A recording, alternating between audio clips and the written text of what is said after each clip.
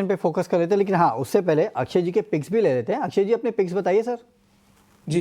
तो जो रिकमेंडेशन है दोनों बाइंग की तरफ है, क्योंकि ओवरऑल हमारा मानना है कि भले थोड़ा सा मार्केट मोमेंटम ऑफ है, फिर भी स्टॉक्स में अच्छे अपॉर्चुनिटीज आपको डिप में मिल रहे हैं। तो यहाँ पे जो स्टॉक्स चुने हैं, एक तो अल्ट्रा सिमको, जिसमें हमने 2 दिन पहले बहुत ही तगड़ा ब्रेकआउट देखा था और ऑल टाइम हाई की तरफ स्टॉक्स वॉल्यूम के साथ ने मोमेंटम देखने को मिला था। तो अल्ट्रा सिमको जो सीमेंट सेक्टर में है, उसे बाय करने की राय है और इसमें आपको टारगेट बना के चलना है 12,750 और 12,800।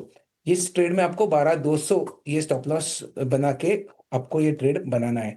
तो अल्ट्रासेम को फर्स्ट ट्रेड है। दूसरा ट्रेड जो है वो है लुपिन में। फार्मा में आप देखें तो आज काफी स्टॉक्स में बढ़िया मोमेंटम है।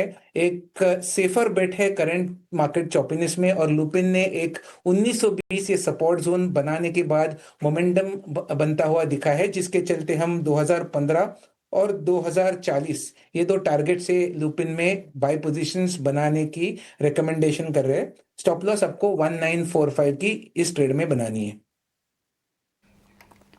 ओके चलिए ठीक है, तो ये दो स्टॉक्स है जहाँ पे खरीदारी की सलाह। एक तो अल्ट्राटेक सीमेंट 12,750 के लेवल के लिए आप खरीदारी कर सकते हैं, 12,200 का स्टॉप लॉस रखता है। और दूसरा है ल्यूपिन, यहाँ पे भी आपको खरीदारी की सलाह दी जा रही है 2015 और 2040 के लेवल के लिए 1945 के आसपास आपको रखना है ल्यूपिन में स्टॉप लॉस।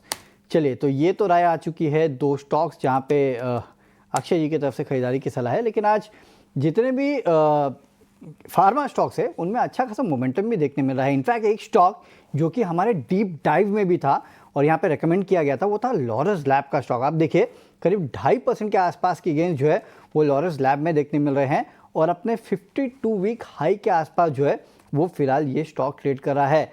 आप देखिए काफ़ी बेहतरीन तेज़ी पिछले एक महीने में इस स्टॉक में देखने मिली है। इनफैक्ट एक महीने पहले अगर मैं देखूँ तो ये स्टॉक करीब करीब 640 के आसपास ट्रेड करता था और आज 776 के आसपास ट्रेड कर रहा है, यानी कि 130 रुपये के आसपास की रैली जो है स्टॉक दिखा चुका है। यानी कि 20-25%, देखिए 25% के आसपास की रैली जो है ये स्टॉक पिछले एक महीने में दिखा चुका है। ये इम्पैक्ट है ईटी नाउ स्वदेश के डीप डाइव रिसर्च का, जहाँ पे अभिषेक गाव शिंदे ने आपको बताया था कि क्यों इस स्टॉक में खरीदारी करना चाहिए। और देखिए मैं आपको बताता हूँ, लॉरस लैब एक ऐसा स्टॉक है जिसकी इतनी हालत ख़राब थी कि ये स्टॉक कभी रिटर्न नहीं देता था। मुझे याद है लगातार स्टॉक में नेगेटिव रिटर्न्स देखने मिलते थे, फाइनेंशियल जो है वो ख़राब थे। लेकिन आप देखिएगा सही समय पे आपको जो स्टॉक बताया गया है उसका इम्पैक्ट ये देखने मिलता है और स्टॉक में काफ़ी बेहतरीन तेज़ी भी देखने मिल रही है। अक्षय जी, टेक्निकल चार्ट्स इसके क्या कहते हैं? क्योंकि डीप डाइव रिसर्च में हमने फंडामेंटल रिसर्च करके तो बता दी कि आपको यहाँ पे खरीदारी करनी चाहिए, उसके बाद 25% स्टॉक चल भी चुका है। टेक्निकल बताइए सर, क्या कह रहे हैं, कहाँ तक और जाएगा ये? जी। तो देखिए 52 वीक हाई पार कर चुका है, ऑल टाइम हाई पे है।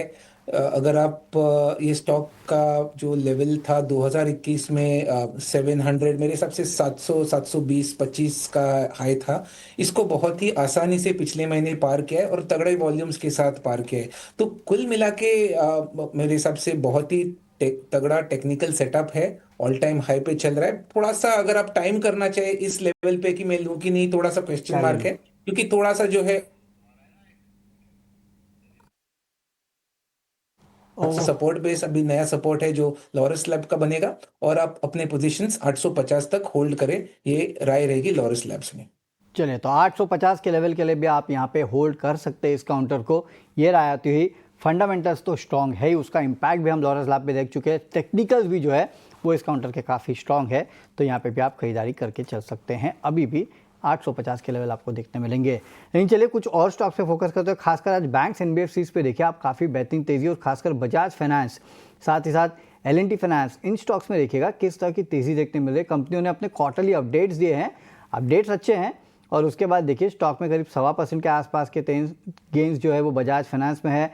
एल&टी फाइनेंस में भी इसी तरह के गेंस देखने मिल रहे हैं। अक्षय जी, एनबीएफसी काउंटर्स कैसे लगते हैं? कोई स्टॉक है जो आपको पसंद आ रहा है?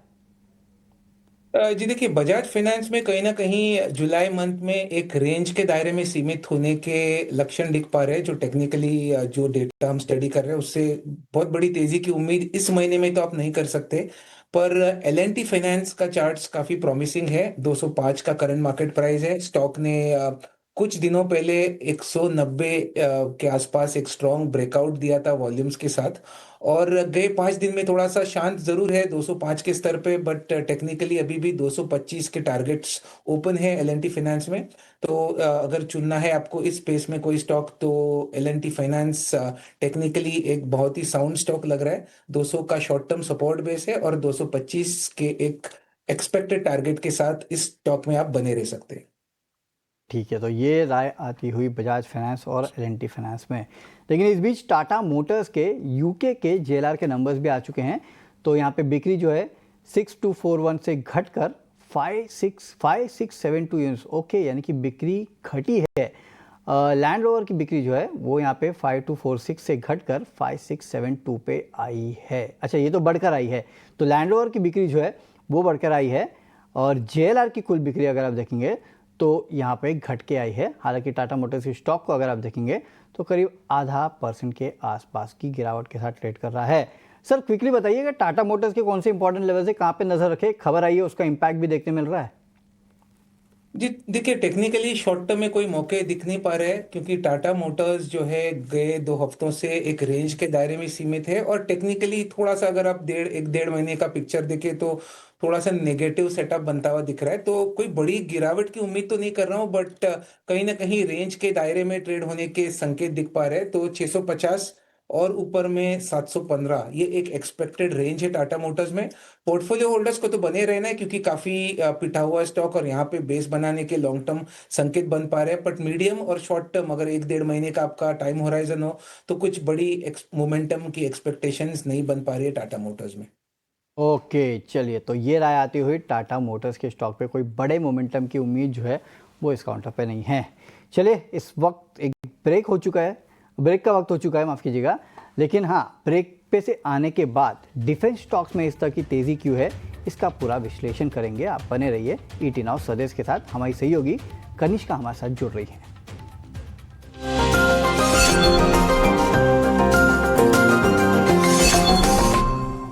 चलिए, ब्रेक के बाद आपका फिर से एक बार स्वागत है। शो में आगे बढ़ते हुए जैसे कि मैंने आपसे कहा था कि ब्रेक के बाद हम फोकस करेंगे डिफेंस क्षेत्र की कंपनियों पे, क्योंकि डीएसी से जो ऑर्डर मिला है काफ़ी बड़ा ऑर्डर है। लेकिन ये ऑर्डर की पूरी जानकारी क्या है, क्या मायने हैं, और क्यों डिफेंस क्षेत्र की कंपनियों में इस तरह की तेज़ी देखने मिल रही है, ये सब जान लेते हैं। हमारी सहयोगी कनिष्का हमारे साथ जुड़ चुकी हैं। कनिष्का, क्या है ये पूरा ऑर्डर, किस किस को मिला है, विस्तार में बताइए कनिष्का इसके बारे में। बिल्कुल वारुण, डिफेंस सेक्टर को काफी बड़ा बूस्ट मिला है। डिफेंस एक्विजिशन काउंसिल ने 1 लाख करोड़ से ज्यादा के मिलिट्री डील्स को कल अप्रूवल दिया है। टोटल 10 बड़े कैपिटल एक्विजिशन प्रपोजल्स के लिए कल अप्रूवल आया है, जो कि सरकार का क्लियर विजन दिखाता है make in India defence products की तरफ। ये फैसला एक ऐसे टाइम पे आया है जब इंडिया और यूएस के बीच भी 10 ईयर डिफेंस फ्रेमवर्क की एक डील साइन होने वाली है लेटर इन द ईयर। अब देखते हैं कौन से इक्विपमेंट के लिए अप्रूवल आया है। Armoured recovery vehicles, electronic warfare systems, integrated inventory management system, surface to air missile systems, more naval mines, mine counter measure vessels और सुपर रैपिड गन्स, इनमें से कुछ ऐसे इक्विपमेंट है जिनके लिए कल अप्रूवल आया है। अब सवाल ये उठता है कि कौन सी कंपनीज है जिनको इस डीएसी के डिसीजन से फायदा हो सकता है। सरकार ने कोई पर्टिकुलर नाम अपने स्टेटमेंट में नहीं दिए हैं।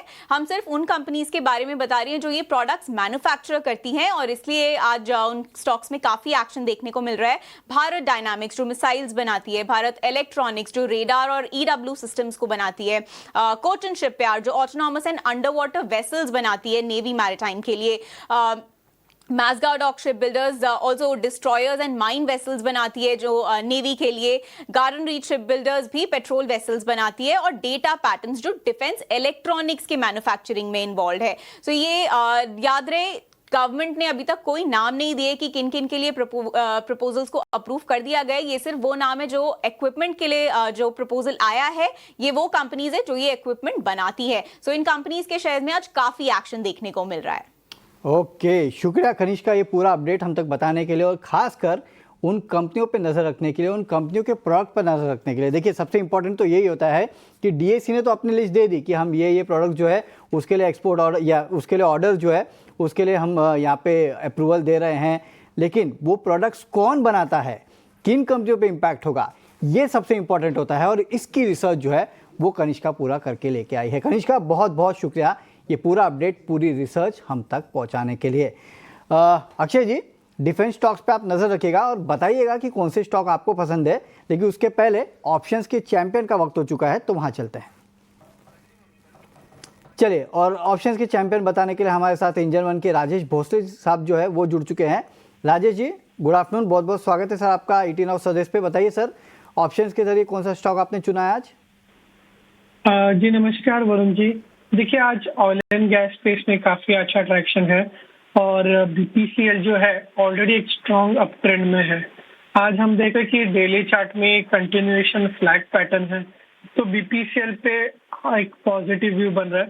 345 का कॉल ऑप्शन खरीदना है, ये लगभग 7.5 के आसपास ट्रेड कर रहा है और इसको 5 रुपए के स्टॉप लॉस से बाय करना है और टारगेट रहेगा 12.5 का। इसका जो लॉट साइज है वो है 1975 का, तो जो मैक्सिमम रिस्क एज पर स्टॉप लॉस होगा वो होगा 49.50 का एंड जो टारगेट हम एक्सपेक्ट कर रहे हैं वो होंगे 98.75 के। राजेश जी, बहुत बहुत शुक्रिया आज हमारे साथ जुड़ने के लिए और ये ऑप्शन स्ट्रैटेजी हम तक पहुंचाने के लिए। तो बीपीसीएल खरीदारी करके चलेगा। 345 का कॉल ऑप्शन आपको खरीदना है, 7.5 रुपये के आसपास ट्रेड कर रहा है। 12.5 रुपये के लक्ष्य के लिए खरीदारी कीजिएगा और 5 रुपये का रखना है आपको एक स्ट्रिक्ट स्टॉप लॉस। लेकिन क्योंकि ऑप्शंस का कॉल है तो हमारा डिस्क्लोजर सुन लीजिएगा। एक तो स्टॉप लॉस जरूर रखना है और दूसरा, सभी की स्टडी कहती है कि एफएनओ में 10 में से 9 लोग नुकसान करते हैं। औसतन नुकसान 50,000 रुपये के आसपास का भी होता है, तो आपको काफ़ी सोच समझ के करना है ट्रेडिंग। चलिए, ये तो आपको ऑप्शंस का ट्रेड बता दिया, लेकिन अक्षय जी, जैसे कि मैंने आपसे कहा था कि आप डिफेंस क्षेत्र की जितनी भी कंपनियां हैं उनके चार्ट्स खंगाल के रखिएगा। सर, आपको कौन सा स्टॉक पसंद आता है? क्योंकि आज कनिष्का ने जैसे कि बताया, काफ़ी सारे डीएसी से जो ऑर्डर की खबरें आई है, उसके बाद काफ़ी सारे डिफेंस क्षेत्र की कंपनियां हैं जिनमें तेज़ी है। बताइए सर, चार्ट्स क्या कहते हैं? जी बिल्कुल, काफी सारे चार्ट्स में एक पॉजिटिव रुझान देखने को मिल रहा है, स्पेशली डिफेंस पैक में। तो अगर इन सेक्टर के कुछ स्टॉक्स को मुझे टेक्निकली अगर चुनना है तो पहला रहेगा हिंदुस्तान एरोनॉटिक्स। अगर प्राइस स्ट्रक्चर देखें तो कुछ 6 हफ्ते से स्टॉक 5,000 के स्तर पे रेंज बाउंड बन पा रहा है। तो अभी तक मोमेंटम नहीं दिख रहा है, गए 2-3 दिन से हल्का सा उछाल जरूर है, बट लॉन्गर टर्म चार्ट्स पे काफी प्रॉमिसिंग दिख रहा है, जहां पे जो रेंज है इसकी ब्रेकआउट की संकेत दिख पा रही है। 5400 तक एचएएल में जाने की उम्मीद कर रहे हैं। वैसे ही अगर आप मझगांव डॉक का भी प्राइस स्ट्रक्चर देखें तो यहाँ पे भी हल्का सा उछाल है और जिस तरीके का प्राइस सेटअप बन पा रहा है 3600 की ओर जाता हुआ लग रहा है मझगांव डॉक। और लास्टली कोचिन शिपयार्ड है, तीसरा नाम है डिफेंस पैक में, जहां पे 2000 का एक शॉर्ट टर्म सपोर्ट बेस बन रहा है और इसमें भी आप 2300 की एक बाउंस बैक की उम्मीद कर सकते हैं। तो ये 3 नाम है जिनकी बेहतरीन सेटअप है टेक्निकली। ऑर्डर वाइज मैंने आपको तीनों स्टॉक्स का जिक्र किया है, तो इस हिसाब से अपने टारगेट्स और स्टॉप लॉस आप मोमेंटम बेस्ड ट्रेडिंग के लिए डिफेंस स्टॉक्स में आप अपनी पोजीशंस बना सकते हैं। ठीक है, तो 2 स्टॉक्स है, एक तो एचएल है, दूसरा कोचिन शिपयार्ड है। ये स्टॉक पसंद आता है, यहाँ पे आप अपनी पोजीशन बना सकते हैं। लेकिन चलिए आगे बढ़ते हो, कुछ और स्टॉक्स इनकी चर्चा कर लेते हैं। आप देखिए, आज का सबसे बड़ा एक्सीडेंट ट्रेंड, अब करीब 11.5% के आसपास की गिरावट जो है वो ट्रेंड के स्टॉक में देखने मिल रही है। 700 रुपये जो है वो स्टॉक गिर चुका है और दिन के निचले स्तर पे ये स्टॉक ट्रेड कर रहा है। ऑलमोस्ट पिछले 15 दिन या 1 महीने की जो भी तेज़ी स्टॉक में आई थी वो पूरी तेज़ी ऑलमोस्ट ख़त्म होते हुए नज़र आ रही है। अक्षय जी, 11.5% स्टॉक गिर चुका है, 700 रुपये की गिरावट ट्रेंड में आ चुकी है। ये कितना और गिर सकता है सर? चार्ट्स क्या कह रहे हैं? जी देखिए, सेंटिमेंटल इम्पैक्ट है मेरे हिसाब से। आज जो न्यूज़ है कुछ डाउनग्रेड करा है नुवामा ने, इसके चलते आपको ये गैप डाउन और जो है काफ़ी सेलिंग का प्रेशर आज इंट्राडे ट्रेडिंग में ट्रेंड में दिख पा रहा है। तो जो भी तेजी हमने ट्रेंड में 4600 से देखी, उसका करीबन फिलहाल 30-40% का प्राइस रिट्रेसमेंट बन पा रहा है। तो यहाँ पे अगर आप सपोर्ट खोज रहे हैं कि कहाँ पे थोड़ी सी स्टेबिलिटी वापस ट्रेंड में मिल सकती है, मेरे हिसाब से शायद 61-50% का प्राइस रिट्रेसमेंट है, जहाँ पे कुछ राहत आपको स्टॉक में दिख सकती है। वो लेवल है करीबन 5200 के आसपास। तो फिलहाल जल्दबाजी ना करें, अगर आपने लिया हुआ है ऑलरेडी तो फिलहाल 5200 ये एक पॉसिबल डाउनसाइड ट्रेंड आपको दिखा सकता है। एवरेजिंग करना चाहे या बाय करने की कोई आप सोच रहे ट्रेंड में तो 5200 पे एक बार प्राइस प्राइस एक्शन हमें रिव्यू करना पड़ेगा कि वहाँ पे कोई बाइंग आ पा रही है कि नहीं, बट पॉसिबली 5200 एक ऐसा लेवल है जहाँ कोई उम्मीद है कि स्टॉक में एक बाउंस बैक का वापस सिनारियो बन सकता है। चलिए, तो ये राय आती हुई ट्रेंड पे, लेकिन इंटरेस्टिंग है, जिसको डाउनग्रेड किया वो 11% गिरा हुआ है और जिसने डाउनग्रेड किया उस ग्रुप का स्टॉक भी करीब 9.5-10% यानी कि नुआमा वेल्थ वो भी गिरा हुआ है आज। लेकिन आज ब्रोकरेज फर्म्स जितनी भी है या फिर मार्केट से रिलेटेड स्टॉक्स उनमें अच्छी खासी गिरावट है, जैसे कि एंजल वन, वहाँ पे गिरावट देखने मिल रही है, BSE लिमिटेड, इसमें गिरावट देखने मिल रही है। सर, इन स्टॉक्स पे कोई राय आपकी, खासकर BSE लिमिटेड पे, क्योंकि 6-7% के आसपास की गिरावट वहाँ पे भी है। इस पर्टिकुलर सेक्टर में भी वही इम्पैक्ट है कि मार्केट खुलने के पहले आपको जेन स्ट्रीट की न्यूज़ का खुलासा हुआ और ये काफ़ी बड़ा खुलासा है, क्योंकि जिस तरीके का जो अमाउंट इसमें इन्वॉल्व है, तो सेंटिमेंटली शॉर्ट टर्म के लिए तो एक इस सेक्टर में जो भी रिलेटेड रहेगा स्टॉक्स उसमें इम्पैक्ट करेगा। तो वो चीज़ हम बहुत सारे स्टॉक्स में देख पा रहे हैं, तो कोई जल्दबाजी वापस ना करे हम रेकमेंड करेंगे, क्योंकि wait before the dust settles ये फॉलो करना पसंद करेंगे, क्योंकि कहाँ रुकेगा ये हमें पता नहीं। सपोर्ट अगर आप खोज रहे हैं, स्पेशली सिंस आपने BSE लिमिटेड की बात की, तो 2500 एक सपोर्ट जोन है जो प्रायर स्विंग लो था टेक्निकली BSE में, जहाँ से एक पुल बैक रिकवरी हमने BSE में देखी थी।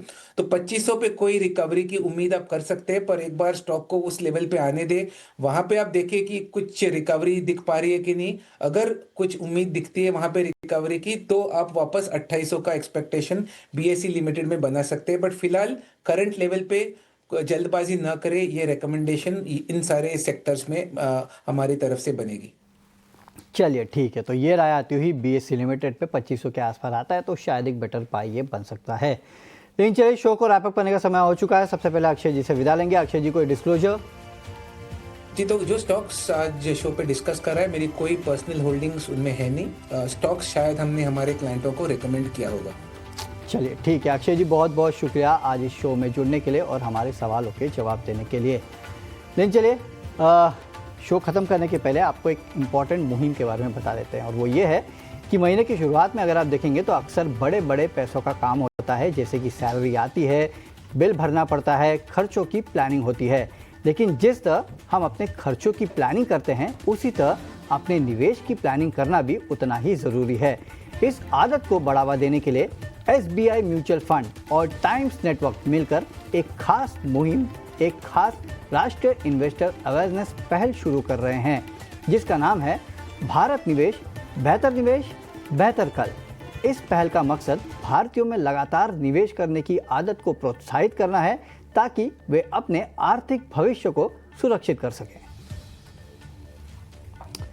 चलिए, अब इस शो का रैप अप करेंगे, लेकिन हाँ, अगला शो काफ़ी इंपॉर्टेंट है, क्योंकि हफ्ते का आखिरी ट्रेडिंग सेशन है और केवल 1.5 घंटे का ट्रेडिंग सेशन जो है वो बचा है। और अगले शो के लिए हमारे साथ शरद दुबे जुड़ चुके हैं। शरद, बताइए क्या खास है अगले शो में? बिल्कुल वरुण, सबसे पहले तो बताऊंगा कि इम्पोर्टेंट स्टॉक कॉल्स क्या रहेंगे, उस पर रणनीति रहेगी। ऑफ कोर्स ट्रेडिंग का लास्ट डे है, राइट, क्या प्लेसमेंट होगी अगले हफ्ते के लिए, इवेंट्स टू वॉच बहुत इंपॉर्टेंट रहेगा, और अर्निंग सीजन स्टार्ट हो रही है, और ऑफ कोर्स गेस्ट के कॉल्स रहने वाले हैं, और कहाँ पे कमाई के मौके आते हैं वो सब हम डिस्कस करेंगे। और शायद कुछ खास लेके आए हैं क्या, जैसे कि ड्रीम फोक्स में क्या हुआ है? जी बिल्कुल, ड्रीम फोक्स की जो एक इम्पैक्ट हुई है कल हमने ज़रूर बता दिया था, और आज भी जो है उसी चीज़ को हम ज़रूर इम्पैक्ट एनालिसिस और करने वाले हैं, क्योंकि लॉस बहुत हुआ है रिटेल इन्वेस्टर्स का, 20% गिर गया 3 सेशन में। अरे बाप रे। चलिए, तो ऐसे काफ़ी सारी इंटरेस्टिंग स्टोरीज है जो कि शरद लेके आएंगे अगले शो में, और साथ ही साथ अभिषेक भी जुड़ेंगे। लेकिन मुझे दीजिएगा इजाज़त, नमस्कार।